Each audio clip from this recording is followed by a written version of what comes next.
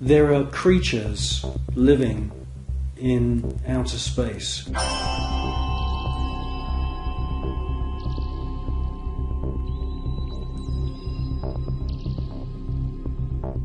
And I'm the first one to realise how crazy that sounds. Scientists would immediately say, well, that's impossible. There's ultraviolet radiation in space. Without having a craft around you, you'll die. Well, all I can say is that these, I call them space serpents, they do exist.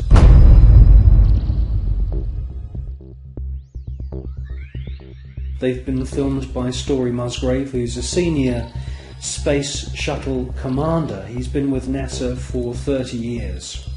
He's seen one of these space serpents on 2 occasions. He's filmed it on 1 occasion.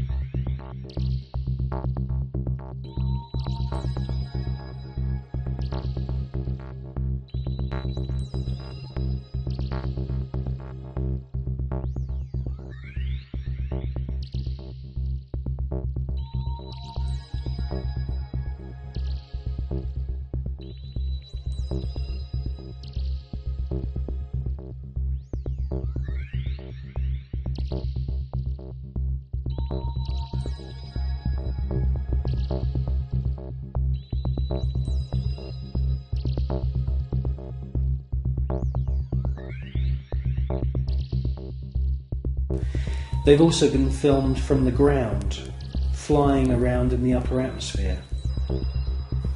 Now, quite frankly, we don't know anything about the life cycle of these creatures, but they do fit in with the descriptions of other kinds of critters, other strange-looking creatures that astronauts from the very early days of NASA have reported.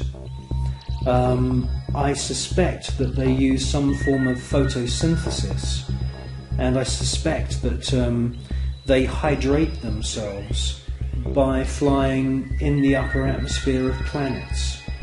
One important thing I must say, though, about these space serpents is that there are about 7 or 8 very, very important ancient sites, temple sites on planet Earth, most notably in Mexico. And these temples are dedicated to the memory of flying serpents. And this is what we see in this footage, is flying serpents. There also seems to be a very interesting relationship between the flying serpent and these small luminous spheres.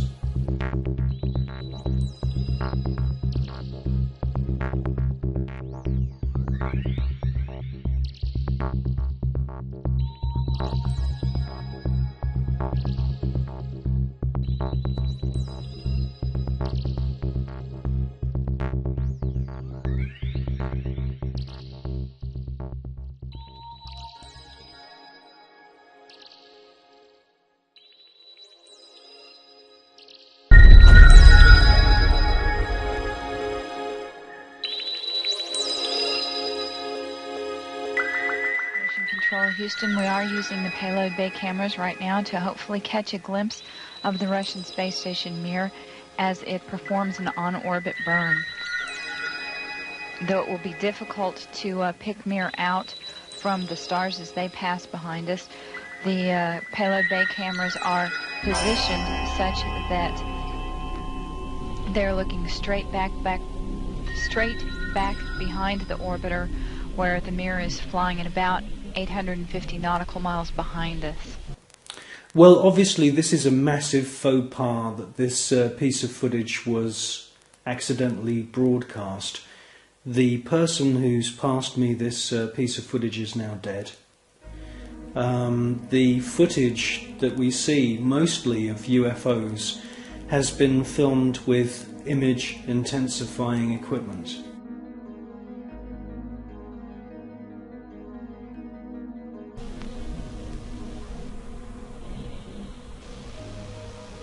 No joy from here. Sorry. Hope it was a good one though for our friends.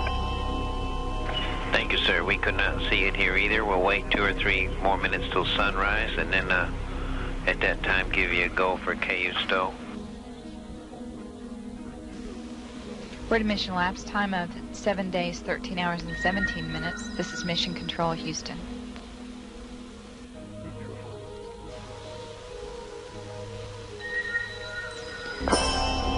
The Mir space station is now visible on the far left-hand side of the screen, about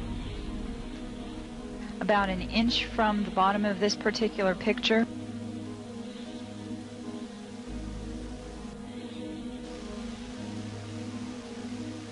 Okay, the Mir space station is the small flashing light in the center, about an inch from Camera Charlie on a monitor. the left-hand side of the screen. It's slowly...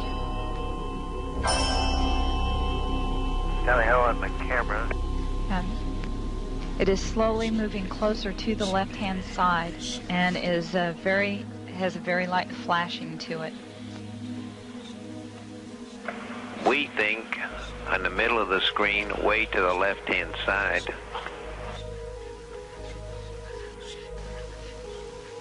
We think you can see a flashing light just a little bit to the left of the center of the screen, very faint.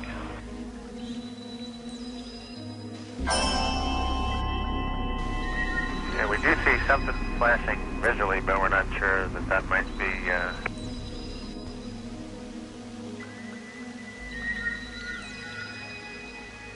This is Mission Control, Houston. Once again, we believe we were just able to spot the Mir spacecraft as it flies about 850 nautical miles behind us.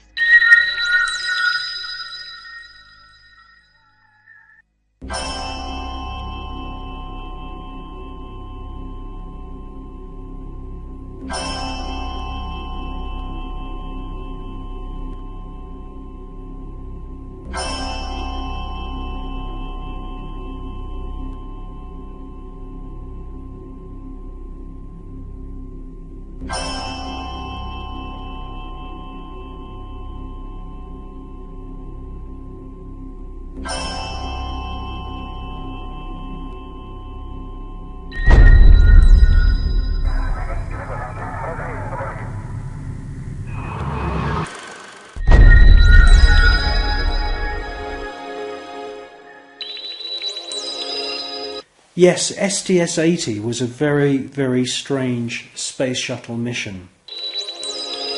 What we see is a lot of activity. It can't all be put down to natural phenomena. James Oberg at NASA and all the other pundits at NASA would love you to believe that these are all ice crystals and space junk and debris. Quite frankly, if there was that amount of debris, that sheer number of shooting stars flying around in close proximity to the space shuttle and the Mir space station, it would be not safe to put craft up into space. A piece of rock just a few millimeters across, travelling in the opposite direction of the space shuttle, would rip through the entire structure of the space shuttle and cause a fatal accident.